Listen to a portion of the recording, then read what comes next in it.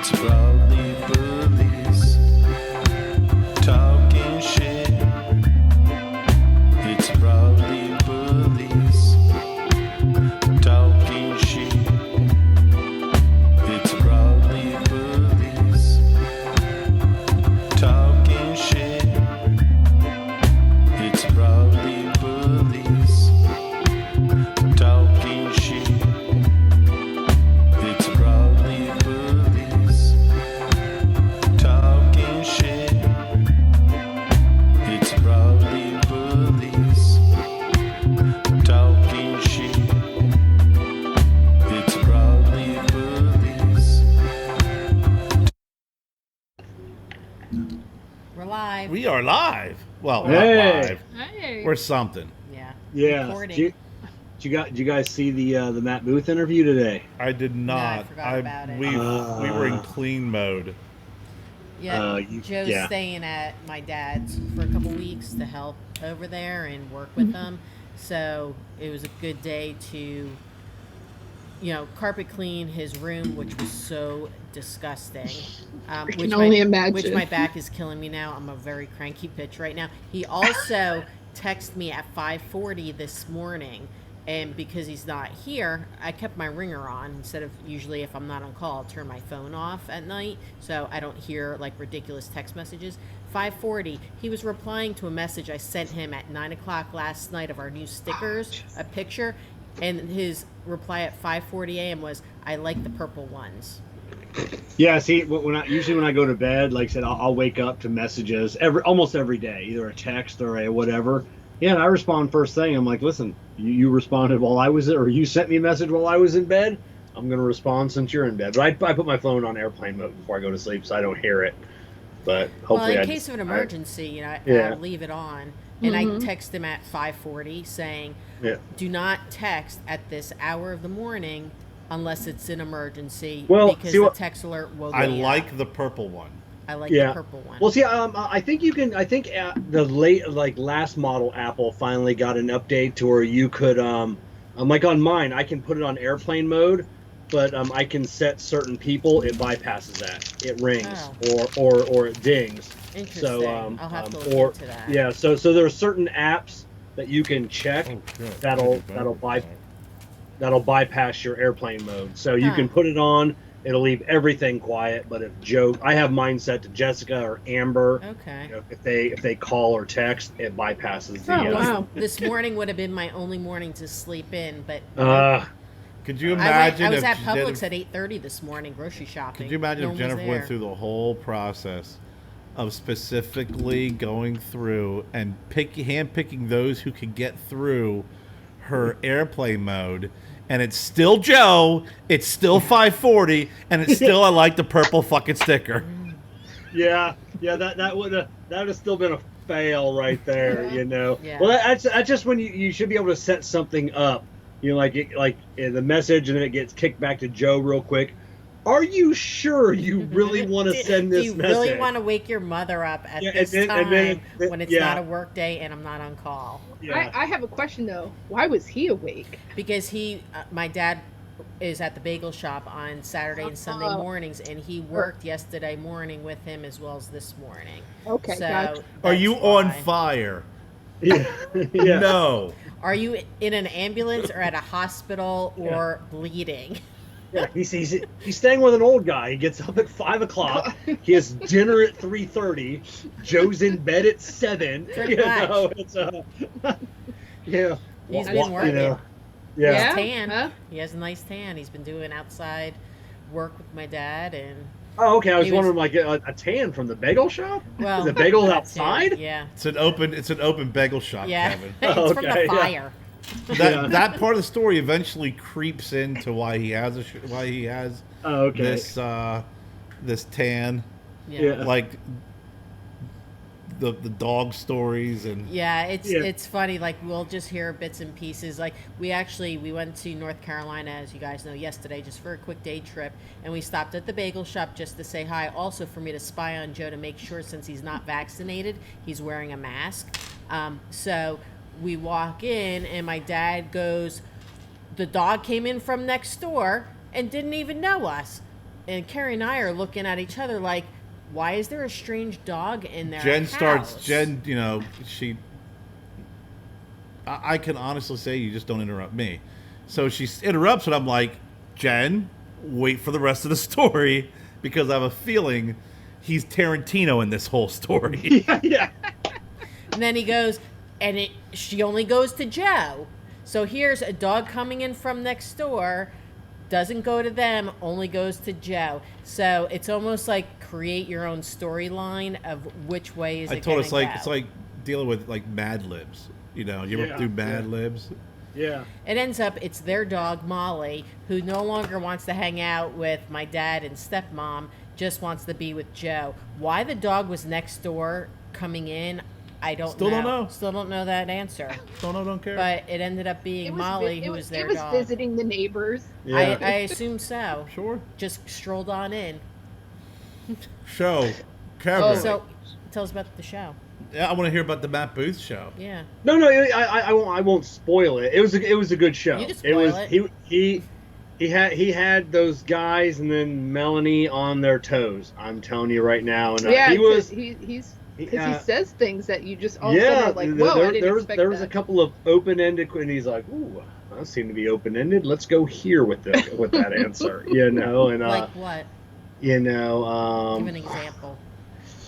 What is so? What do you hate most about going into or what do you hate most about cigar lounges or like that one thing? And then he's like, and talking to Jose Blanco, I hate it when they smell like bong water. Do you know what bong water is? He's like, yes, I know what that is. And then Melanie tried to, it was, I give her credit. She tried to get up on the Matt Booth level, and it's a tough one, man. It's a tough one. She asked some definitely some an questions, interesting and watch. so it was funny. She tried to ask like the funny questions, and then that's when he got serious, and it just like flipped the script, and it was but it was good. She did good. She went toe to toe with them. Jeremiah Mirafil, a little bit frustrated. Just a little frustrated with he kept chiming in because Matt would say something, I would get the reference, and then he's like, and then because Jeremiah wasn't on the screen, he'd be like, Jeremiah knows what I'm talking about. Then Jeremiah would pop up on the screen. I have no idea what you're talking about, Matt. He said that like a dozen times, like chime in. Oh my I have God, no idea what you're hilarious. talking Yeah, about. it's definitely worth watching. It was pretty fun. It was definitely good, and Jose Blanco had a blast. I mean, was laughing. So it's a good time. Yeah. I mean, We'll have to go back and watch it. We were busy cleaning and rearranging furniture and all that fun stuff. Did you guys end up buying anything when you were in Fletcher, North Carolina? What'd you buy? We bought another vintage stereo cabinet, but this is the long one, not the like square speaker one. And this one's more furniture-y. Yeah, and well, you couldn't beat the price. We got it for $125. That's awesome. Like the furniture part is great. Just that alone is worth it.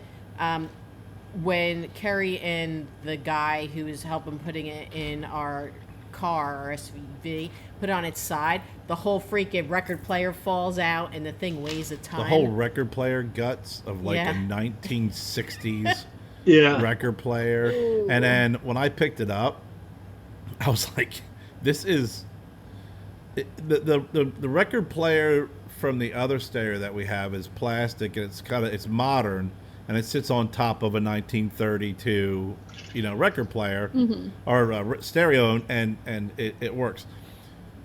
If I hit Kevin over the head with that, it would be like, ouch, that was very hard plastic and it broke.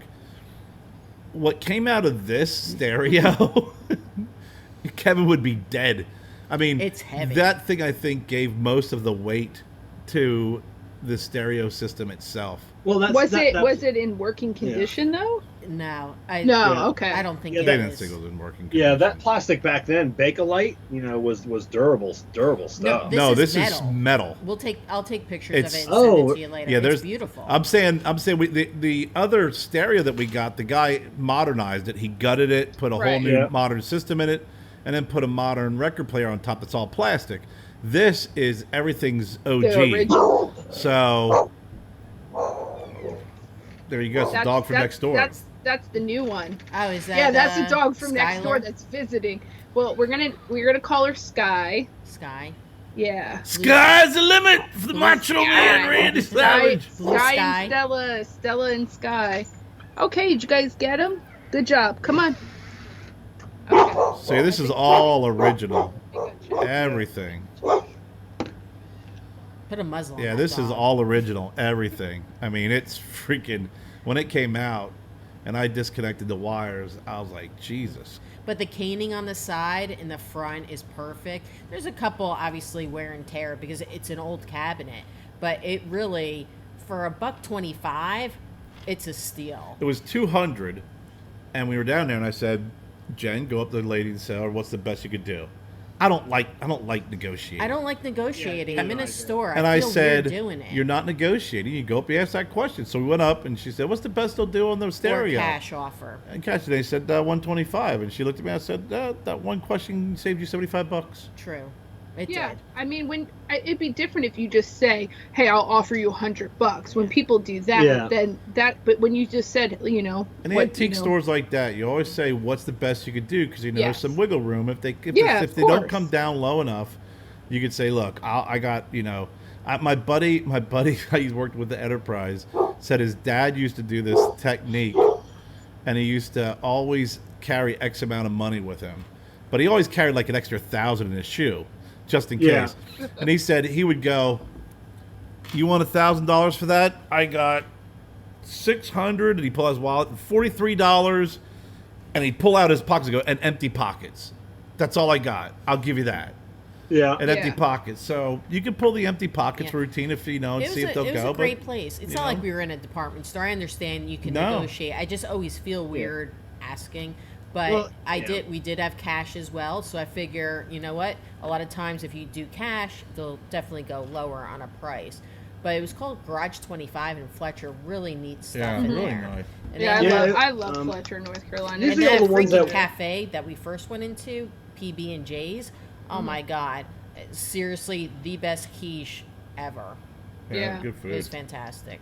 You know, it's different too. Like if you go into an antique store that's literally like the owners, that's all of the stuff that they've bought it all. It's theirs. Yes. Versus ones that have like where they rent out the space to certain people who are, or they're doing it on like, what do they call it? Consignment or whatever. So those always make a difference too on how you can get the price They down. just wanted to get rid of it too. She's like, 125, we just want to get rid of it. So the cabinet itself, it really does look like a nice piece of furniture. I have my grandfather was a detective back in the 30s and 40s, and he would take he was the photographer for crime scenes, so I have his old cameras as well, so we have that sitting up there, and then one of Kerry's hats. But it's a nice piece of furniture. I would love to get it working as well. So I guess now we're collecting vintage stereos now that we have two. And then you know what happened? We go into Hendersonville, and they have the outside market. There's 3 other stereos there. Yeah. One of them was the tall Victrola. One of them had the freaking cranky. Oh, really? $125. Yeah. I said, that Jen, needed a lot of work. now we're collecting. We didn't get it. Yeah. No. Yeah. Once you get 3, then it's just it's a snowball after that. Yeah. Well, it's 2 different shapes. You know, our first one is a nice square, very large speaker. Yeah. So that fit perfectly in one area, and then this is more of a Length. yeah, like coffee tape. I don't know how to They're describe both- it. Rectangular. Rectangle. So it was fun. Good food. It's Yeah, a I love good food way. antiquing. My favorite is that there's a little town in Michigan, and Of course, you would say that. You always say Michigan for Why Michigan? everything. no, He's not from Michigan. Oh, it's the first I've heard him say Michigan. Same No, here. no, He okay. does bring No, up Michigan. Yeah, all the time, because trust me. it's one little town, and like the whole town is just like a dozen antique shops, and that's all it is. Mm-hmm. And the biggest guy that's there, he goes in all these dilapidated factories in Detroit. Yeah. So everything he has is metal. So he has these huge machines, these gears. When's the last time you've been? That's what I was gonna ask. It's been like It's been how many years? since the last year I was married to Beth. Okay. See? So yeah. So it's does always that? about Michigan. but it was my favorite place because it's the only antique shop I've ever been to ever that only dealt in metal. Like there was no furniture, there was no vintage records. It was just gears, and then which I still have a couple handfuls, and it was like these huge crates, like 4x4 by 4 tall, and they were just electronics, like the old circuit boards. Like he would just gut all of these machines, and you'd have these cool vintage Bakelite circuit boards. Nice. And I would just buy piles of them, and it's the only one I've ever been to. It's all metal. And like I said, a lot of the stuff, just the weight prevented me from bringing it home. It's like, I like that machine. And like, what do you think that weighs? It'd be like 900 pounds. And I'm like, fuck. I know. We actually, weight and size has prevented us from actually buying the stove. That stove. That was freaking awesome. Oh my god. It was like, and it wasn't far from our house. we were but just there's driving. no freaking way. Yeah, Why didn't you guys just- rent like a trailer? It was just one of those moments where you just drive down the road. I was like, oh, I don't think we could move it. I was like, oh look, there's a yard sale. We show up, and they're like, oh yeah, our my mom moved out and she put her in a home. She's had the house since like the 40s or whatever, and it was perfect condition, like those old freaking style stoves. Yeah, I've never seen one was- in mint condition like this. It had the center part where you can almost where the pot like kind of sinks in, so it's flush on the top. Like the Yeah. burners And it was only a were- couple $100. Yeah. And they're like, I was like, ah. And we would never be able to move it. And they're making a comeback. Like I said, I've watched YouTube videos on people restoring them and putting them in brand new homes. And well, we those we're like, I don't have a pickup truck. And at the time we lived in Taylor's, and we in this house we didn't have like a lot of storage. Like we have a garage here, so we're like, oh, now. A week later, we go into an antique store. There's one in there, worst condition for like $900, and I'm like, oh, crap. I mean, Yeah. this thing was in mint It condition. was awesome. It was. You probably could have freaking used it. I mean, Yeah. it really was in perfect condition. We saw Great Barn Doors yesterday. I don't know what the costs were, but they were freaking Yeah. awesome.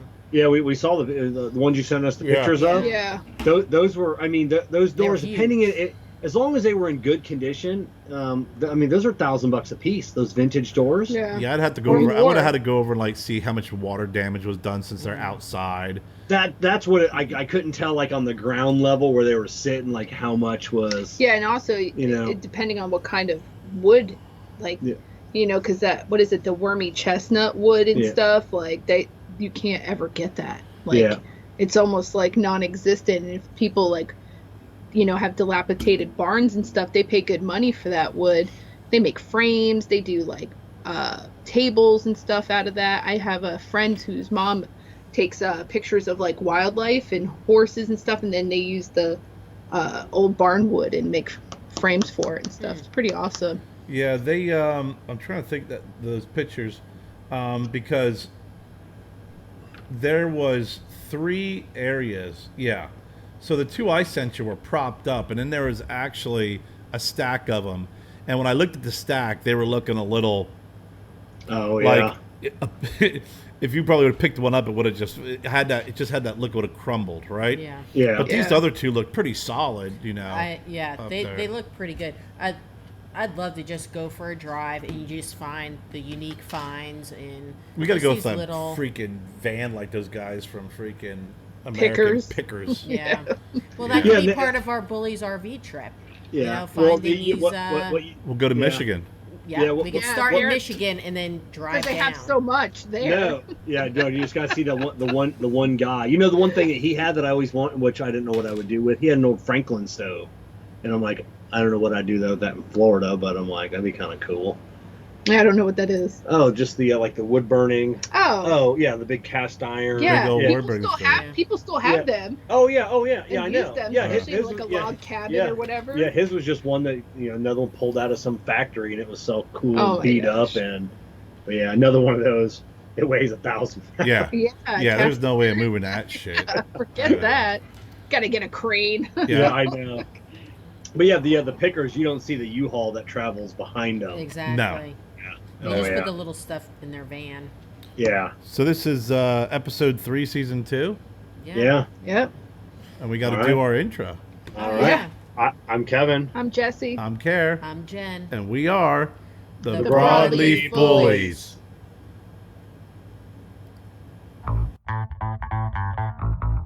We talk. You listen.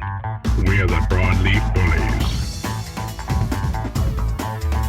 And here's your hosts, Kev, Kerr, Jessie, and Jen. And they moved, but there was a store that we used to go into where they used to go into old office buildings and get old furniture, all old office furniture, and restore Where was it. that?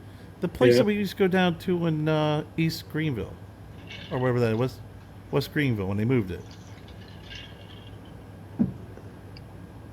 The place that you used to love going to.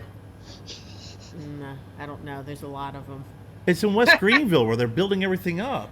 Where the Golden Brown and Delicious place we used to eat at, they had the great chicken sandwiches. I'm talking about furniture, not food. I know. Yes, that. Yeah, we got the clock from there, and they had the vintage clothing in the back. Yes, I went more for the clothing, not the furniture. We went for the furniture. Yeah, though. We got a couple small things. Yeah, I to stay corrected, he used to go into old, stores and get clothing that Jen was really interested in. That I couldn't fit into, but I bought it anyway. Frank and Mike the Pickers, my tattoo artist Butch, they picked hit one of his barns in Michigan, and they actually pulled. And it was the episode where they got a Charles Lindbergh's jacket. Oh, so wow. he pulled it out, and it was old, and it didn't even bend anymore. They brought it out like an ironing board. Right. And, I don't know what they made a deal. I can't remember what they paid for it, and then they actually donated it to the Charles Lindbergh Museum. That's crazy. Next time you guys are going to go to North Carolina, you have to go to Balsam Antique Mall. I took you there. That building that's massive. It's like 3 floors. Oh, yeah. It's just like a huge. It has so much stuff in there. It is a little overwhelming. Is that in Michigan? No, this is in North Carolina. Yeah, I'm sorry. Not quite as good. Sorry I couldn't take him to, the best one he's ever been to. My bad. It's okay. Apparently can't compete with Michigan. Exactly. Michigan's great. Not for I am a Buckeye diehard. I love Ohio. Mm-hmm. Ohio Antique can't hold a candle. I'm telling you, I don't like Michigan Wolverines. I don't like the whole goddamn state smells like horse shit. But god damn it, they know how to antique there in Michigan. Go Wolverines! Nice. But the only shitty thing about antiquing now, like everybody knows what they have. Exactly. Like it's getting harder to find. You have to find an estate sale that's not run by a company. That's just family owned. Somebody has something in their effing Are you kidding closet. me? Are you kidding me? At work, it's all I ever see people have their phones out. Their phones out to look stuff up to see if they can make. So if something's listed on eBay for say $20, and we're selling it for $4.99, they'll maybe make a little bit of a profit. So they gotta, because you gotta think, you gotta ship it to wherever it's is it worth it? How much money are they really making off of reselling that, and can they even resell it? Yeah. So that's why they're always trying to say, oh, can I get this for $1? Well, no, maybe on sale day you can. Like you can either pay the $5 or wait. Take your chance, Well, that's the thing. Everybody always thinks that they can get just because it's for sale on eBay doesn't mean you're going to get that.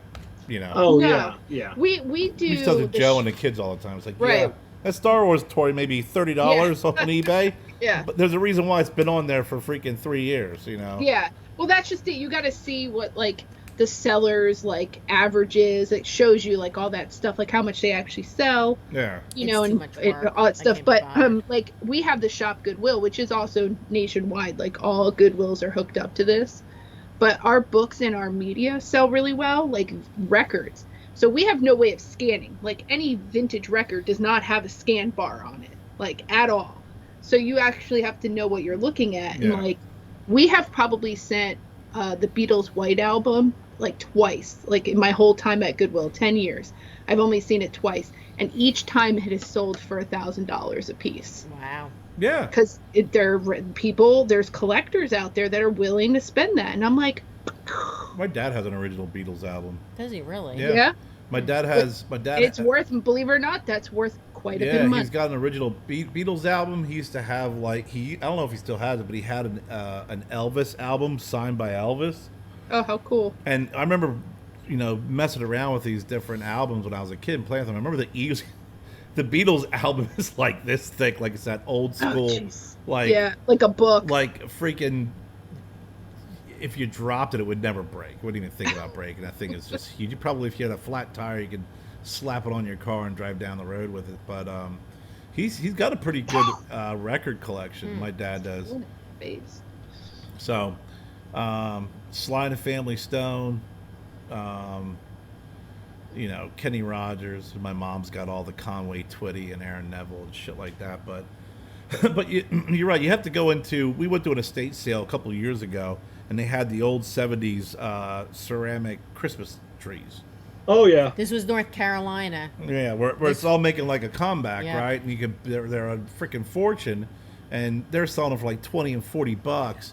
And I Jen's claimed like, both of them. You're talking about the ones with the little lights? Yeah, they're the ones I got were from the late 60s. We get them all the time. So Jen's like freaking calling me because I had a park far away, and she's like got one in one arm and her foot touching another one, and fucking like pushing old ladies away. Was trying to get the other one, and I yelled at her because we drove.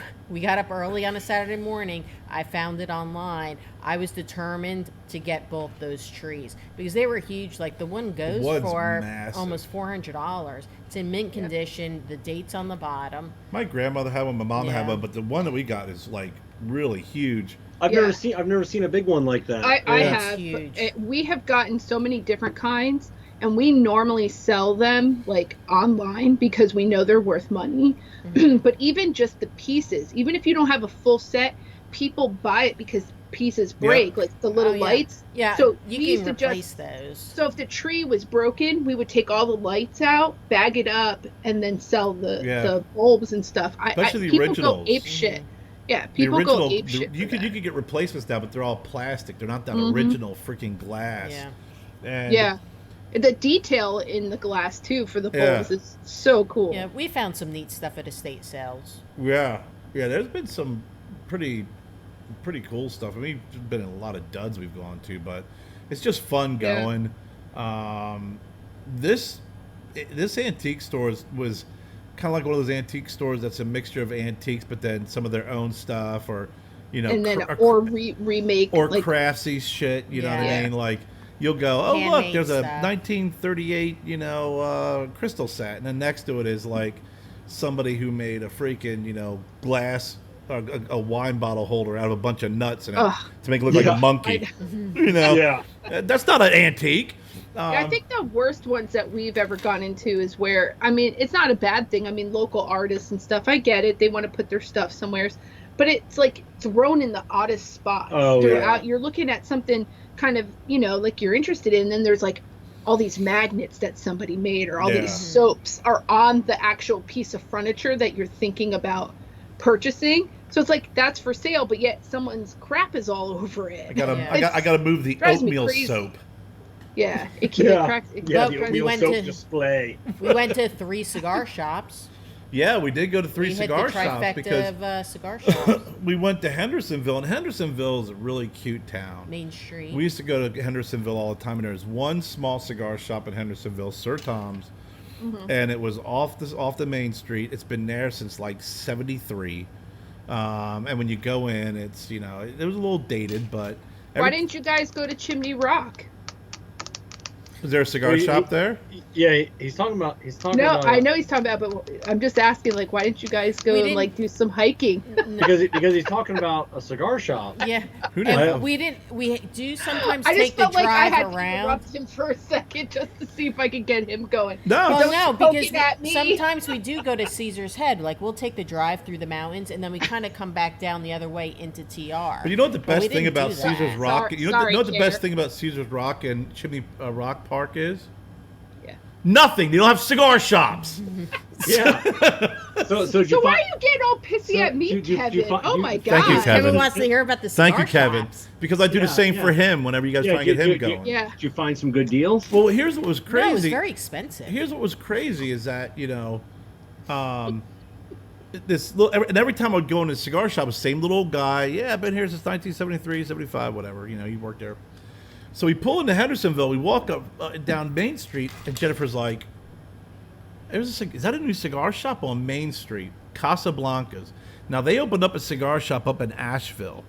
And in North Carolina, you have to have like memberships in order to serve alcohol. So when you go in, they'll say, okay, buy a cigar. If you want to drink, we will charge you our $5 membership, right? One of those deals, right? Like, pay me for it.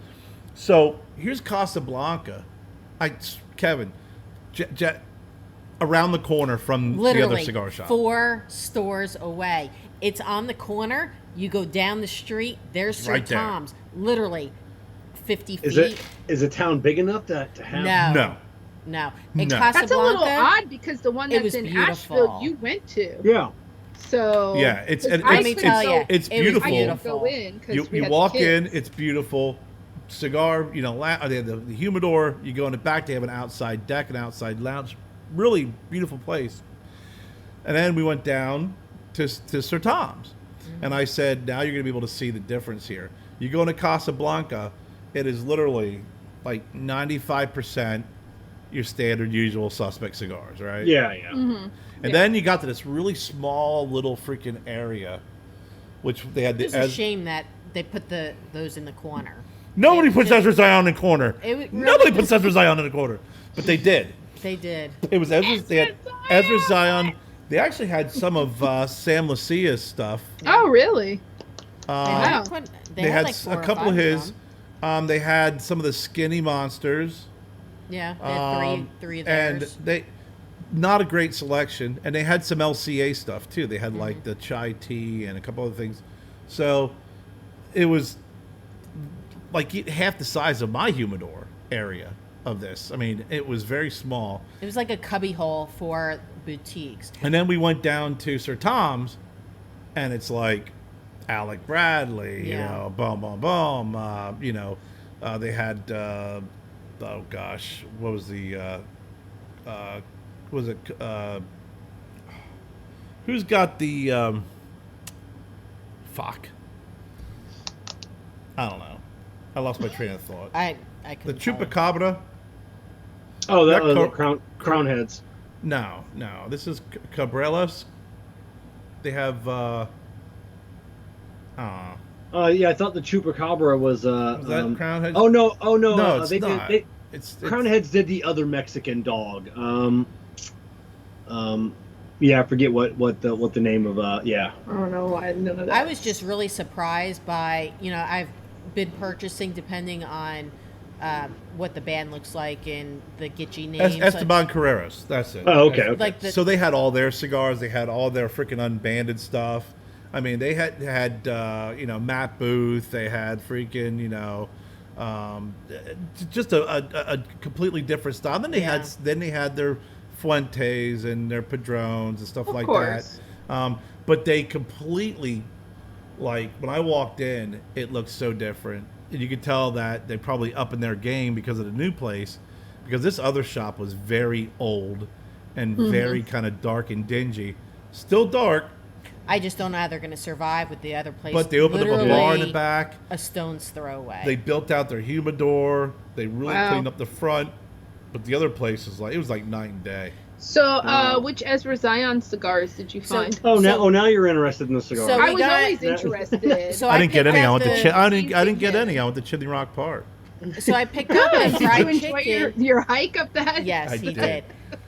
So Right with the I was last surprised by Mohicans. the price of it, only because, and obviously there's different sales tax. I'm used to buying it online.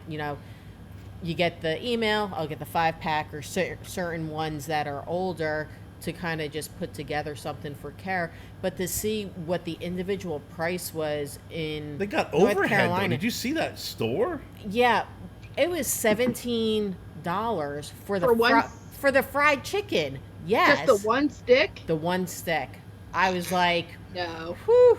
Well, No. I know. again, you're not walking No. into So you got, yeah, Sir, that's Sir crazy. Tom's has been there since the 70s. I was gonna grab a bunch of them, and Kara's like, "Did you not look at the She's- prices?" She goes, I'm I'm like, gonna "What do grab you a couple mean?" of these. I'm like, put them the fuck down. What's wrong with Yeah. you? So You know, we got fried No, chicken. that's Carrie, you definitely mentioned Matt true. Booth, and my buddy Jason Hawkins sent me a photo the other day, and he had a bunch of like vintage Matt Booth stuff from 101, and I'm like, dude, where did you get that? And it's some new online cigar group, and all they do is sell. sells cigars. It's a whole and they're going to get shut down eventually. Yeah. So he sent me over to the group, invited me. Probably more likely now since Kevin just said it out. I don't know the say name the of group it, name. but I go, who'd you get him from? And he goes, some guy in North Carolina. His name is Kardik, and I'm like, oh. Oh my gosh. Yeah, I know. And I'm funny. like, oh, there you go. I go, Kerr's We know just talking, him. you know. Yeah, Kartik, exactly. Yeah, so I'm like, yeah, I hear he's got I'm on some his pretty group. vintage stuff. Yeah, man. You ever Yeah. you come back up here? That's one place we definitely got to stop because he's known Matt for a while. Yeah. And I think he was, Matt sends him a lot of good stuff because I think he was a big supporter of him very early on, and he's even has shit in his own humidor in the back that's like. I haven't seen blow him your posting. mind. I know he was. I think he got shut down a little bit because he used to do a lot of sales and he did a lot of auctions. I mean, I walked into Kardik's store and to the right is this cigar shop and to the left is the liquor store that his parents own. And I walked into the cigar shop. The guy was like, "Oh yeah, Kardik's next door." And I walk in and there's like 50 boxes lined up, all getting ready to be sent out. Oh. And I was like, yo, man. He goes, I'm just getting my shipments ready. What's going on? And Kardik's always been a huge supporter of our cigars, our brand. I mean, everything. Nice. I've done a couple of live shows at his place. You went up and signed boxes for him. Yeah, I signed some boxes for him. I mean, the first time I got my very first shipment, he's like, yeah, bring up like 20 boxes. Like, okay. So I brought 20 boxes, and it's about a 40-minute drive for me. And he took a picture of me, had me sign a couple. He posted it. I drove home. When I got in my driveway, he sent me a text message. He goes, hey, man, I need more. I'm out. Holy moly. Man. Yeah. Yeah. Yeah, It's not he far moved from stuff. here. So, Yeah, it was funny because Jason lives in Ohio, found Kardik in whatever group, then buying a bunch of Matt Booth stuff from him. yeah, Kardik's got, I mean, that's the first time I had Sinistro was at Kardik's place. Yeah. He carries so much stuff. He's got the biggest humidor in South Carolina. I mean, it's massive in South Carolina. Oh, is it in South Carolina? Oh, yeah, okay, South Carolina. It's Spartanburg. It's Boiling Springs. yeah, Boiling Springs. Yeah, I mean, everybody always gets North and South Carolina always mixed up, right? Yeah. Yeah. Yeah, it's like the Dakota. They shouldn't. There's the cool Dakota, and then there's North Dakota. But didn't you say you guys went to 3? Well, then I went to FH Cigars after lunch in Traveler's Rest because I went to go see. Okay. Actually, we ended up going to 4 cigar shops over the weekend because we went to FH2 after dinner on Friday. Yeah. And then after lunch on Saturday. We hit the Moonshine place. We hit the Moonshine that's right, I place. saw next door. And then we went down to FH Cigars, and picked up a couple cigars. I mean, in that area, I always support those guys. They're great. Yeah. Actually, I can't remember what I got there. I got the Big Tony, and then He buys his own stuff. I know, it's awesome. Well, you have to, man. I mean, Yeah. if I'm not a fan of myself, then Christ. Yeah. But So how many cigars you still got out there in the wild? not many. Yeah. I mean, like their place, they're. It's funny when I go in there. The Sandelas actually have been selling well. Them and the Big Tonys from the old package. They're selling well. There's still the Boda down the street from me. They held back a couple of boxes, so they actually have a couple of boxes of the original Gringo. Oh. They're always big supporters too. So, but I had a conversation with Dave. I'm like, new stuff's coming in, bro. Just unload. Yeah. New stuff's gonna come in. There'll be boxes of 20, not 10. They'll fit better on your shelves, and the blends are far better. Yeah, I'm excited. There's a few manufacturers now that are up in their counts. You went from 20, 10, 20, and I know Omar and his bundles just went from like 12 to 24. Alec Bradley's bumping theirs. Seems like everybody's. It's money too. I mean, you figure. I mean, it's for one, wood's going up in price. Yeah. And you figure a box of 10. I mean, look at all the wood that you need for 20 cigars. Where if you get one box of 20, it's less wood. If you go from 20 to 24 and you make as many cigars as Alec Bradley does, after you do all the math, you probably end up saving several tens of thousands of dollars in box prices just by going to 24 cigars or 25 cigars. And for me, since I have 4 blends, I wanted the shelf space to not be this ridiculous, 10 count, like some fat guy spread out on a freaking couch. It's these 4 boxes with being 5 across, it'll take up the exact same space as 2 10-count boxes. And I guess you're into like on that side of the business more than I am. But I've often wondered if anybody's ever going to go back to the cardboard boxes. Remember, like the old Macanudo punch? Sometimes they had a little nail as all that held the box shut. Sometimes it was the seal. I wonder. You would think that would be cheaper. Like you can use recycled pressed. Yeah, and they're fully adorned. The boxes, the cardboard boxes, are beautiful boxes. We talked about that, Kevin. We talked about that because I looked at doing some cardboard boxes and some packaging for and sampling for my for my cigars, and I think it all depends on what happens with wood, because let's face it, making a box in Nicaragua or Honduras there is some cost effectiveness versus getting somewhere in the States to make a box for you out of cardboard. I don't know. There's so many recyclable cardboard companies, though. You would think there would be a way where they do Can they use other materials besides cardboard and wood to make boxes out of? I'm sure you can use whatever. Use plastic. You could. I mean, sure, but you'd have everybody mad at you because you have a whole bunch of plastic boxes, and then Yeah, but if it's recycled. That's a good idea. Because here locally in town is one of the largest plastic recyclers in the country. And have you ever seen like those wood, like the plastic benches? Sometimes they're all different. Sometimes they're all different colors, and that's what they do. They'll load in, they'll extrude these weird machines. But I wonder if they could do that in a box. Cardboard, they turn it into pulp. Yeah. So it's not like it's cardboard color. I mean, they bleach it and then you can mold it and stuff. So I don't know. We could do paper mache. There you go, like a paper mache. Yeah. Jess knows a freaking hell of a lot about cardboard. She watched that episode in Sesame Street. I mean, the way she's pushing it, you think she works in cardboard. I was going to say, you get the kickback? Goodwill is, we have a partnership.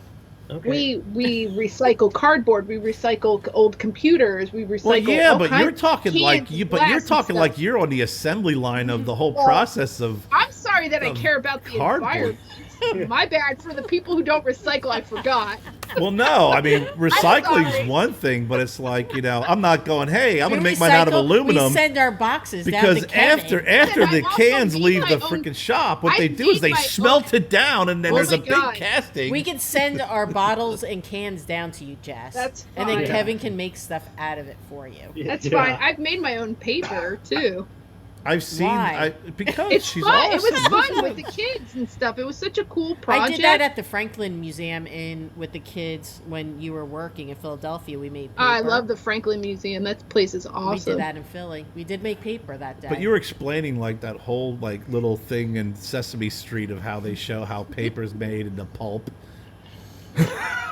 I'm impressed. I was just commenting how impressed your knowledge of the cardboard making world is, and to Kevin's point, I thought maybe you were getting a kickback. You guys say so much shit about stuff that you've never done in your life, and you never hear me and Jen go, "Oh, are you guys, like clock makers?" Like what? And blah blah blah blah. Like what? Like you're giving me so much shit for having knowledge about fucking cardboard. Oh my God. So next time you guys bring up some dumb shit about stuff you have no clue, but you've read it or heard it, I'm going to say, Kevin.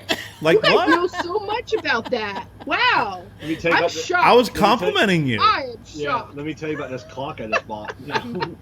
What, you just bought a clock? For real? No. What? Oh my God. I was about to kill you. I was like, wait, what? Because you all have no idea how many fucking packages come here a day. A day. I really thought you spent some money on some dumb shit. That's why I gave you guys a heads up that there's a package heading your way that I'm getting tomorrow, just so you keep an eye out, because I'm sure you get a ridiculous amount of deliveries. We get a lot, but it's just because I shop on Amazon. Kerr is an evil man. I was complimenting you on your knowledge. No, you were trying to get me back to stir me up. No. Kevin's one who stirred you up, claiming you were getting kickbacks in the cardboard community. Yeah. Kevin being a jerk. Oh my god. Yeah. So next time, Kevin, Jess gets a you start kickback saying some shit, I'm just gonna go do what but you in just all did to me. seriousness, they go through the whole pulping thing, and then when you get yourself a box from Uline at uline.com, what happens is code Wine Eyes for 10% off. we love you, Jess. I see what kind of night I'm having. All right. But I'm drinking water. You would think they would go back, Go back? Why They've always had wooden boxes. Why wouldn't they stop doing cardboard? I don't know. I would think it's very cost effective. Paul Gamarian actually has. I bought a few. He actually had boxes of 5 in cardboard, and the way it was set up was awesome because when you would take the top off, it would freaking. I don't know, Jess. Maybe you can explain how this works. But something would push up the cigars. Who else? I'm not saying. I couldn't resist that one. But it's fucking. But you would when you take the top, it would push the cigars up. Yeah. And these were from 1992. That's neat. Can I add something? I'm wondering if the cardboard isn't capable of keeping the cigars like a wooden box. Well, and maybe that's why they stopped using the cardboard. Well, I don't know if they've ever started or stopped. I think with wood, it was always, cedar, and it was always keep the cigars. It would protect the cigars and the humidification, blah, blah, blah. And plastic, you may not get that. And honestly, within a plastic box, if you have a buildup of humidity, you may have the potential for mold. I don't fucking know. I'm not a freaking. I don't know. Yeah. No, this is a good question though. Just out of curiosity. But I think with cardboard, I think you could do short runs like that. But on your box, when we got those Culebras from J.C. Newman, when you opened up it was a coffin. It had one Culebra. Yeah. You opened the lid, and something happened inside, and it presented the cigar to you. Oh wow. And it was a single wooden I wonder if it's coffin. On a spring, as soon as. No. Spring-loaded cigar. Yeah. No, those little springs. So then it just kind of gives it a little. It's got to be a fulcrum. Is it? There's no way it can be a spring. Do you know? You just said you did it, but now you know. Well, you're an expert on it. They're not going to put a spring in awesome. there. It's going to be a fulcrum of some kind. You understood the concept. Yeah, Jesus. I know. There, Sheldon.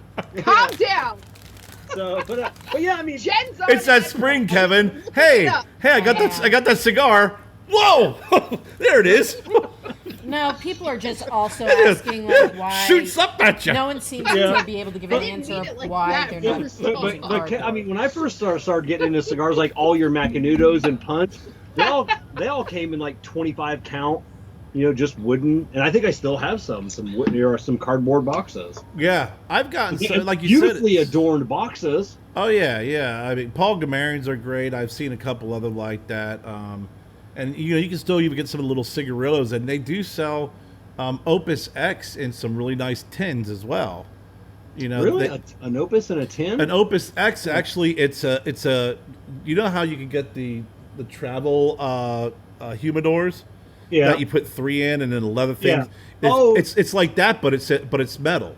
And it doesn't it have a little open window in it or something? I don't know if I don't think it's got an open window, but it's Jeff has those at Corona. I know. Yeah, they're really cool. I mean, it's it's saying under Wikipedia that cigar boxes they're still traditionally made of wood, cardboard, and paper. Right there. They're actually saying that a substitute is eucalyptus. But I would think that the smell would be an issue. It says sometimes the stained and scented would be an issue, but eucalyptus. But I think if you could find a place that could do affordable cigar cardboard boxes, but I just think that. So this is okay. I thought this American was one. Oh no, so there it is. There's the old. Yeah. There's the lid from the Judge Wright. So and this I remember was my this grandfather's was cigar boxes being cardboard. cardboard. Yeah. Yes. Where's the other cigar box that I got you? Usually, They're all piled in the corner. I think back in the day, though, I could see it. you'd have to research this. You put a sticker on it? But No. I think because you're right. I do have some cardboard boxed cigars, some old cigars, but they were usually like the cheaper. Yeah. Like the cheaper. Oh, we also cigars, have metal yeah? ones. We have metal tins. Yeah, that metal were my tins. grandfather's as There's well. one Uncle Bob got us right there, the Cinco. Yeah. So this cool cigar box came in. It's a Goodwill, and I got it for Kevin. Yeah, it's an Opus box someone painted. Isn't that cool? Oh wow! Look at Is that that. an octopus? Yeah, Yeah. Octopushy. yeah, it's pretty cool. But yeah, it's these old the old ones, they were, usually less expensive. So yeah, your grandfather's cigar box. Yeah. Yeah. That's what these were. Yeah, that was. That's a completely different type of cardboard. That's like. We actually, believe it or not, get a lot of those Yeah, this type is- of cigar this boxes is- donated. Now it's I like- feel like I should start Yeah, buying this them. is actually looking at it because the little piece torn. This is actually what you call like beaver board.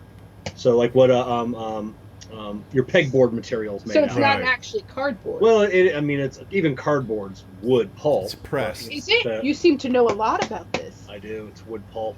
I made my own cardboard. Now once. why? But When I was Did a you Boy in the Scout. Boy Scout, which you Yeah. never were, because we had to look up all that information about the Boy Scouts. Yeah. So is So, tin yeah. less expensive? Like the old tin cigar boxes? I think no. I mean, probably back then, like in the 50s, where tin was just cheap. well, Yeah. but here's Yeah. the question Yeah. though: during certain times and eras, certain things were made for prestige anyway. Yeah. So like people who could only afford this would get this type, and then so like they did lots of cigarette cases and stuff. Yeah. Like Like what if we You know. did a Vitola in a metal box? Look, I'll tell you what. I might be wrong about this, but if you look up, because I think if I go back, I got to go to Deb's place because she has some really old Macanudos, and I think even some of the old curly heads that Fuente sells. I think they're in those cardboard boxes. Yeah.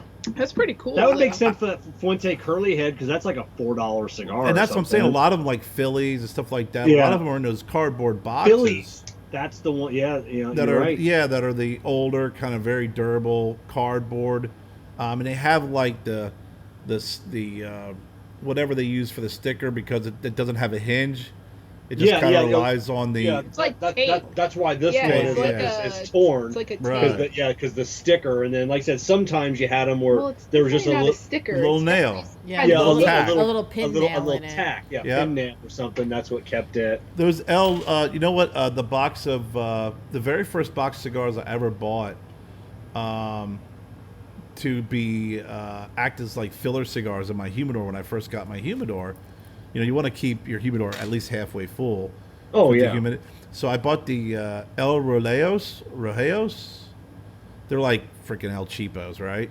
But that actually came in a cardboard box with a tack in it. Yeah.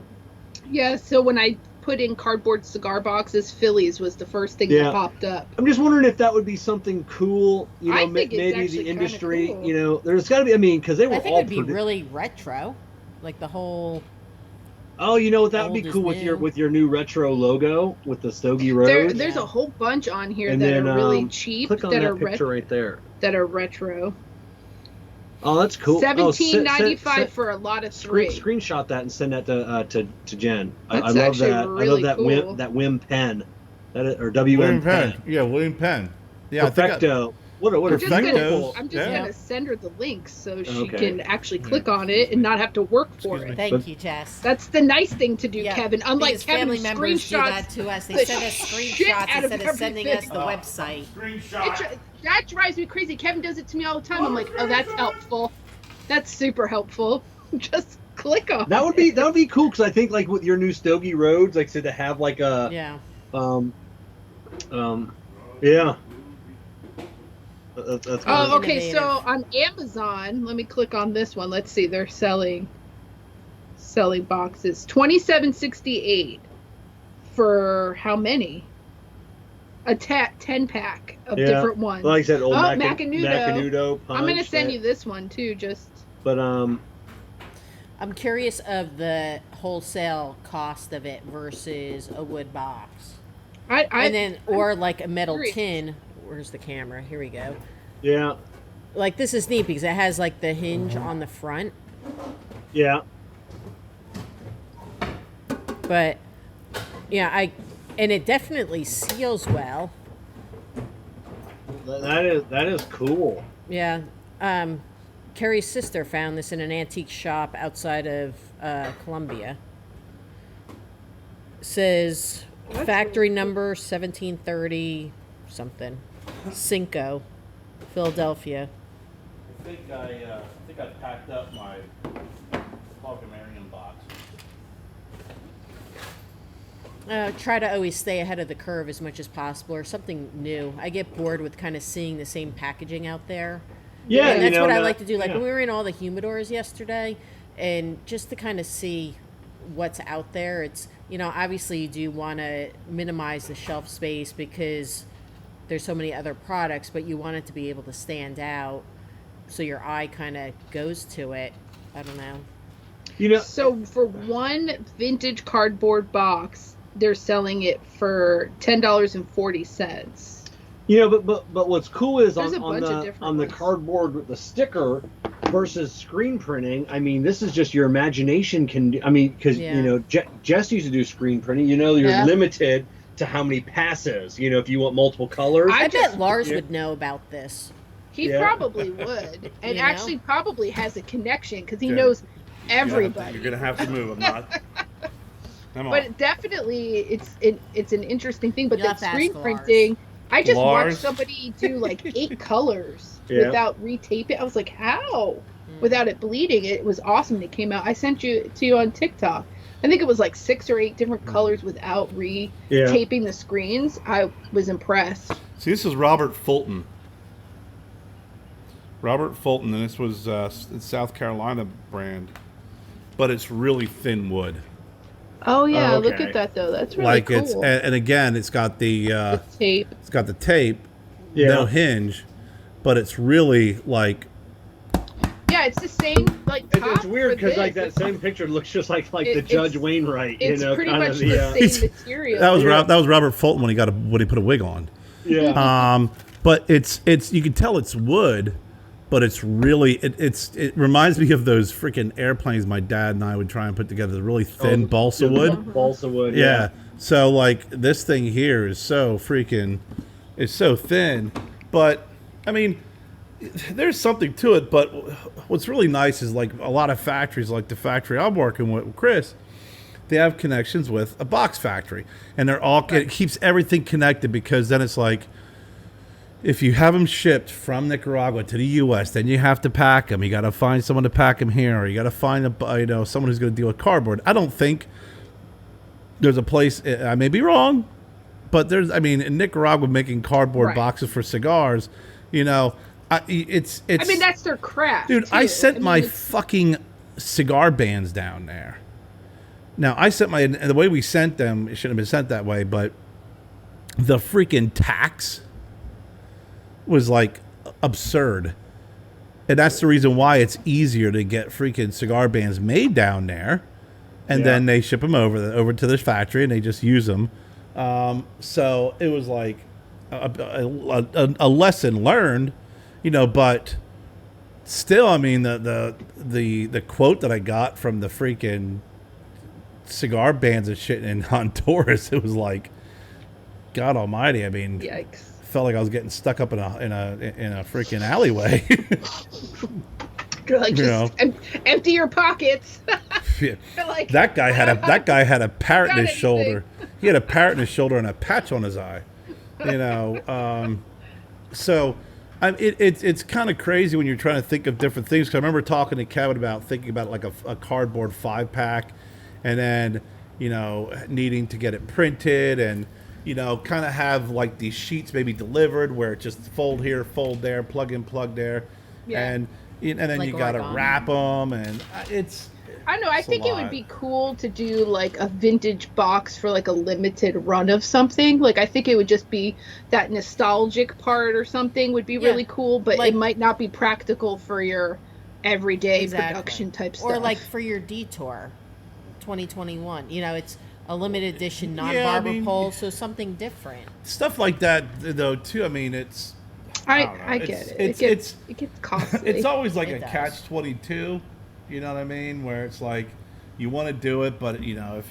Like, butcher paper. Yeah, that's really neat, It's really cool, and it's really neat, but in my opinion, I think when you start putting cigars on butcher paper, you better have a name. You better have... Like, Steve Saka could put anything in butcher paper, and people will buy it because it's Steve Saka, and they know they're going to get a great cigar. Mm-hmm. If I put something in butcher paper, they'd be like, I don't know. I don't see what the cigar looks like. What does it look like? And sometimes it looks really sloppy. It's, I've tried wrapping some things in butcher paper, and I'm like, it doesn't look good. The people who do it obviously very professional, and they have freaking little boxes and machines to make sure it's perfect. Yeah, that it's folded. Right, but like Ezra Zion could do it, and Nomad. I mean, they can all do that and slap a sticker on it because they got a good name. That's all they do. Yep, that's all. Well, they got a name, and they got a name, and they got a thing going, and that's their thing. So if you're going to buy an Ezra Zion, cigar, and it comes in a 5-pack, and there's a sticker on the front, it's going to be a good cigar because that's what they do, and that's what that's kind of their branding, and that's how they do things. So, I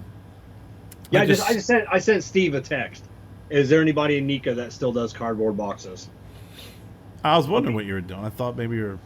I mean, it's just. I think it's just a cool concept. I mean, not that it's probably not practical, but it'd just be interesting to find out more about why. I think it's practical if you have the means for it. I can't see in a third world country them really having a huge paper recycling plant. Well, that's the whole thing in the U.S. Different because of, but you never know. They may grind it down the pulp and run it through. We have all that excess cedar and that dust. Listen, but I'm also, it's their craft, right? Like this is something you that you can take sawdust, right, Jess, and turn it into pulp and make it into paper. I'm assuming yes. I have not done that. But you can now. What Jess has done is she's taken actual paper, teared it up. Teared it up. Put it. I teared that paper Put it in a blender with water. That's Florida. It's Florida, man. Were you there with me? How do you know what I did? And then made paper out of it. No, that's not how I did it. They took good paper. Did you cut down your own tree? Hand plane it and then chop it up. No. Every time I seen people making their own paper, they're taking paper and making paper out of paper. Yeah, but that's where that's your first paper. You're taking old newspapers and magazines, and yes, you shred it up. I didn't use a goddamn blender. I used a shredder because that was smarter. Why would I use a blender? And then you soak it in water and stuff, and then you take an old paper mache. No, you take an old screen. And then because you got to get, you want, it has to be like liquid almost, but very little fiber still left. Like that's what keeps. Unless I'm reenacting Little House on the Prairie, I'm not doing that. And you take an old screen, like you could buy them or you can have an old one, and you flatten it out, and you like want to squeegee as much water, and you want to press it, keep pressing it down. I actually have also like a cool press thing that I kept. That's like vintage for like flowers, for paper, for all kinds of stuff. And then the fibers kind of fuse as they dry, and then you have paper. Is it smooth? Is it writable? Is it parchment? Probably not the greatest. So you can do scrolls? Papyrus? Any of those things? It comes out rough. Yeah. But the cool thing about the paper I made was I did like pressed flowers in it and seeds and stuff, and I did like these cute little hand written notes to like family, and they could plant the paper and it grew flowers and stuff. That's what Jeff makes our artisanal toilet paper. Sorry that I love like earthy stuff. So you wipe your ass. Stop making fun of Jess. Jennifer. I feel like I'm being attacked for wanting to be an environmentally conscious person. It's horrible, Jess. You are awesome, me. Jess. I know. You know Someone what? has to be environmentally conscious. Every day's Earth Day, Jess. That's what I'm saying. I agree with you. I'm all for it. Are you kidding me? Kevin is the reason why the planet's getting destroyed. He loves anything that's in plastic. I'm like, I would totally be fine living off of more natural stuff. No, Kevin thank is you. not that person. Yeah, we know you and Kevin are never camping. Let me replace our toilet paper with a J.C. Penney catalog and see how long you like, or a couple of corn cobs. First off, you forget. Yeah. You forget that I'm the one who likes camping. Do you think I had fucking toilet paper? I don't when know I what was to think about camping? it. That's not how that happened. Just saying. I would never criticize you for being environmentally conscious and stuff. That reminded me of something my mom said a while back, and I forgot to tell you when she was talking about the house and the work that has to be done. And she was saying, it's an old home that she lives in. She had been having a lot of plumbing issues, and the plumber was over in that downstairs half bathroom, and he was telling her she has to buy, certain 2-ply toilet paper. I didn't even know that there was only 1-ply toilet paper. Why in God's name was she even using it? Your 1 mom? ply, yes. Half the price. And that it was clogging the pipes. 1-ply toilet paper. Well, she should have got. How was that clogging the pipes, though? It wasn't breaking down, so I think the 1-ply is like harder. I think it was like freaking cardboard. I think 1-ply toilet paper is pretty close to what the hell you were making. Exactly. Yeah. And Kerr really? completely understands and can picture my mom buying this stuff at Rite Aid. She should have got like the RV toilet paper, the stuff that breaks down, before you're done wiping. Yeah. So Might as well wipe with her hand. Or just get a bidet installed, and then you don't have to worry about anything.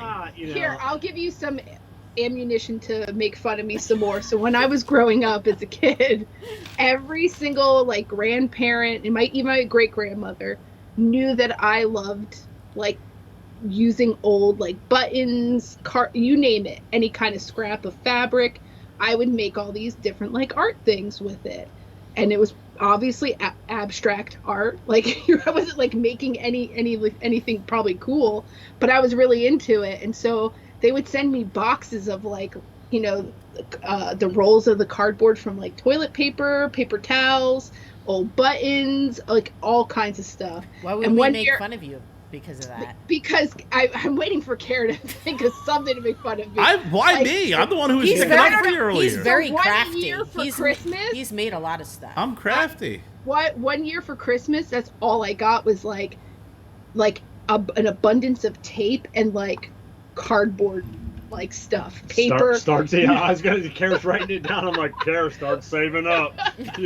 So this buttons happened and a lot. toilet paper rolls. It's already in my head. I've made Next package. You could take the cardboard rolls and dip it in peanut butter, roll it in peanut butter, and then take seeds and take a string and hang it from a tree, and squirrels and birds. I think I did that it's in elementary school. But it's biodegradable, and I used to do that all the time as a kid, and then I had my kids do it all the time. I don't know, I like repurposing things. Well, why would I make fun of that? I don't know, but Kevin, when we first started dating and I had all this stuff, he's like, why not just get something new? Because it's not the same. It has another function. We can make it function. Why buy something new when you could spend 8 hours making it yourself out of toilet paper and buttons? Yeah. Why buy it new? Yeah. But you wouldn't put the buttons on the toilet paper. I mean, on the peanut butter toilet paper for the. No. No, I actually used to make like a squirrel choking on a button. Out of the scraps of fabric and stuff that they would give me, I used to make these cool little coin purses and stuff, and that's what I used the buttons for, and I would send them as gifts when I was a kid to my family. Little female Lars Teetons here. Exactly. I did all that stuff. Are you kidding me? I loved it. Yeah. You should do a collaboration with Lars. You should. Yeah.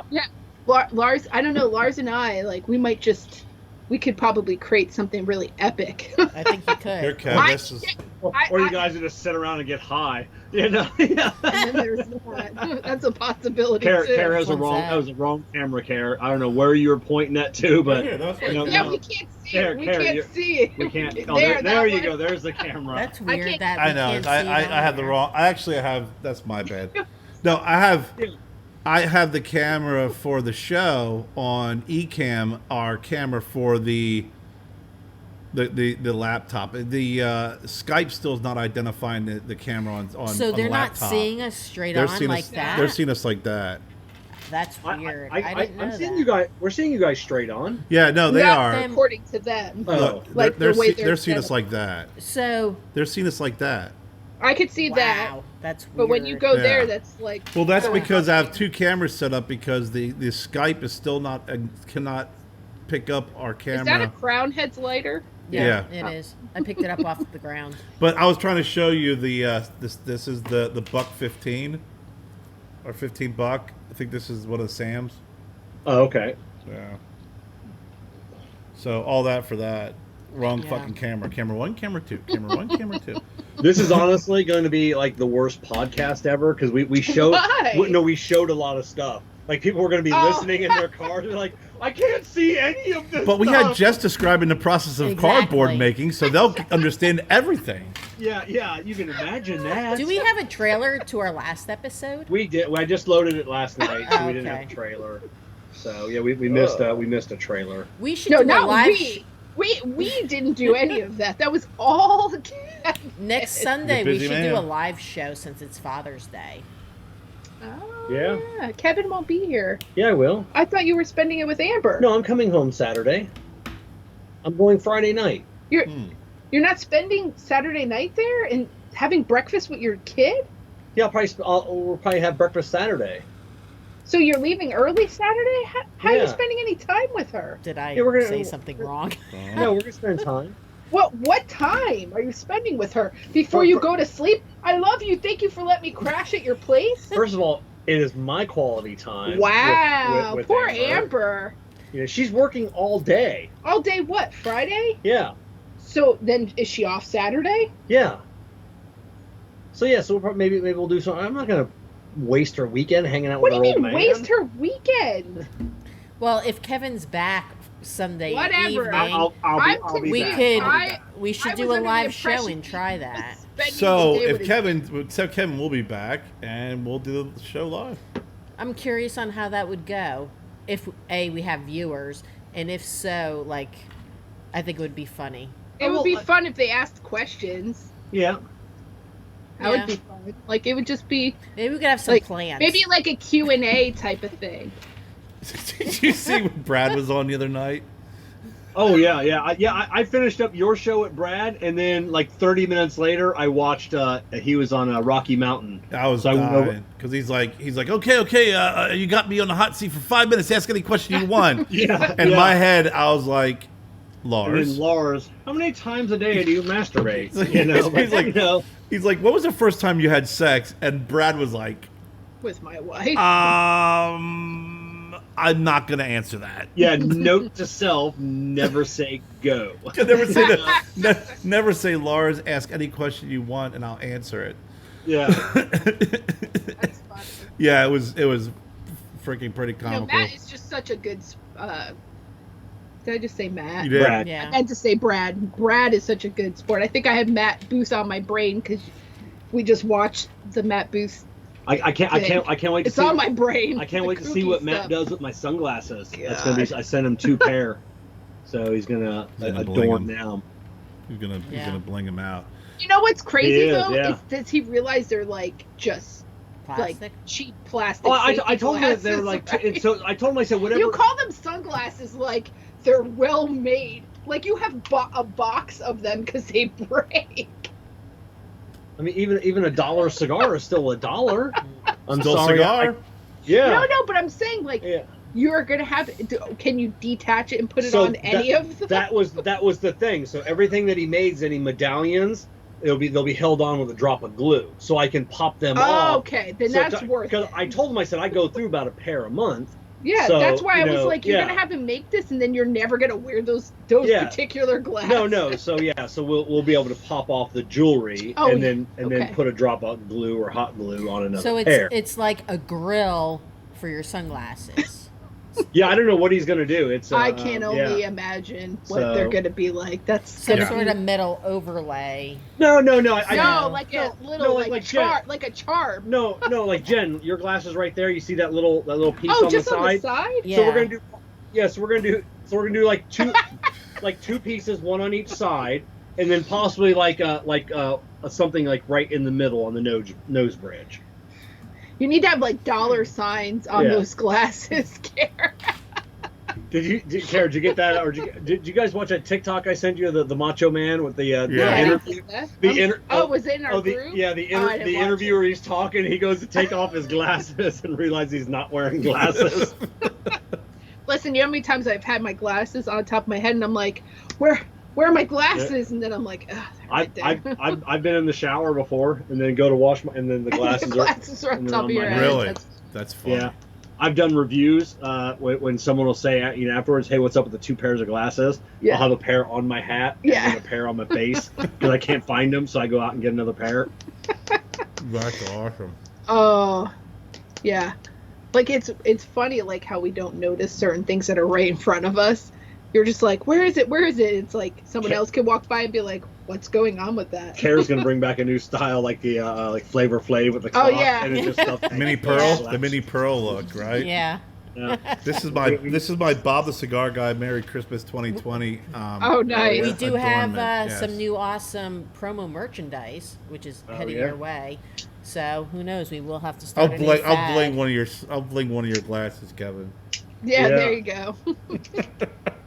It won't be as creative as Matt Booth, but it'll be something. Yeah, it'll definitely be something. I need to monetize my face. I don't know why you don't sell your glasses. People would buy them.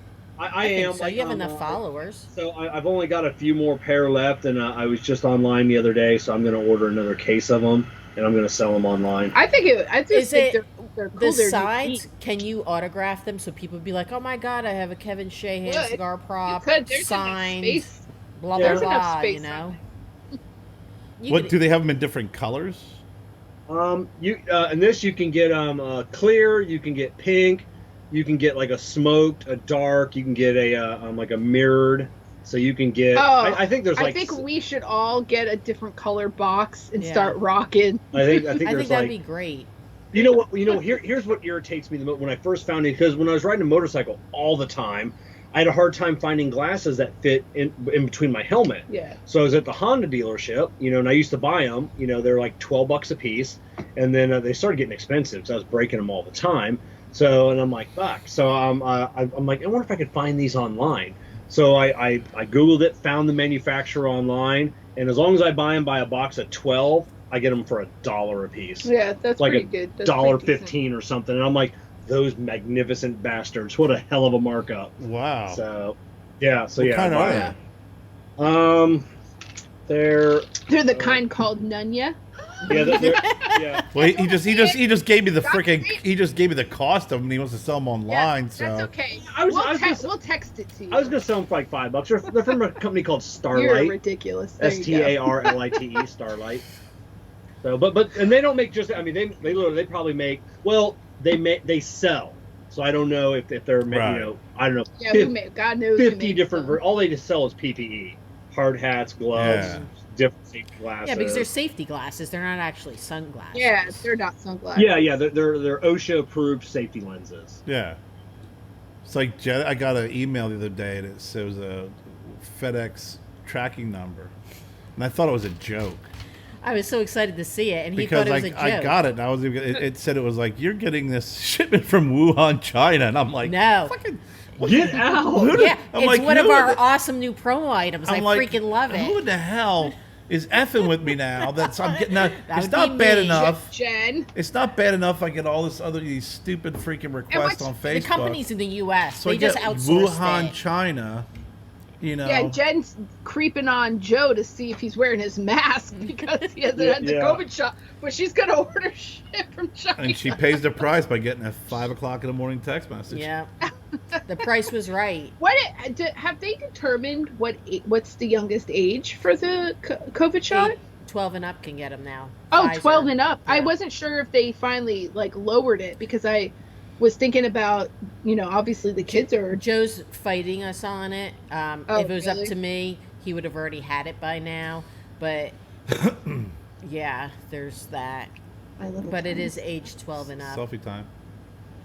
For this intermission, for people who are listening, Exactly. Kevin and Jess are doing pictures. They're doing more pictures. But Apparently. but what's the deal? Like I said, I guess they're having some complications with No, the they're not. with Joe's with the, just well, it was like eight people or 8 kids had Yeah, problems, but which so, yeah. out of particular millions. one? Yeah, I Which one? know. Yeah, but what particular? No, Pfizer and the Moderna Pfizer. are age 12 Yeah. up. Pfizer is more set for age 12 and up. J&J has Joe? the once a day, right? Yeah, J&J Joe has the once a single day. shot. Or, What do I you mean, mean once a I mean day? the one. Well, I'm trying to Oh. get my thoughts together, and I'm always in the back of my mind, like preparing to be interrupted. Meaning there's been It's a one- thing every No, one day. has come no, out. He's confused. No, I'm not confused. J&J has a one shot. That's it, one and done. Right. Not two shot series. And they're the ones who had That the most shot problems has had at the a lot of side effects, a lot of sickness Okay. because you're getting everything all at once instead of. Oh, so it's like a concentrated. Is that what the? Yeah. I'm assuming as much, based off of kind of the once and done and the high amounts of people having the effects of it, but Joe they're- is more a conspiracy theorist right now, so we're kind of picking and choosing our battles with getting him. Yeah, I think I you'll mean, be able to convince him. absolutely. I talked to him and I talked him through it pretty like step by step. It's like, okay, you don't want to get the shot. Why? I want to wait. Okay, what do you want to wait for? I want to wait and see, if there's more data. More data like what? I want to see really what happens, more with it. I said, in your vast clinical experience, is that what you're waiting for?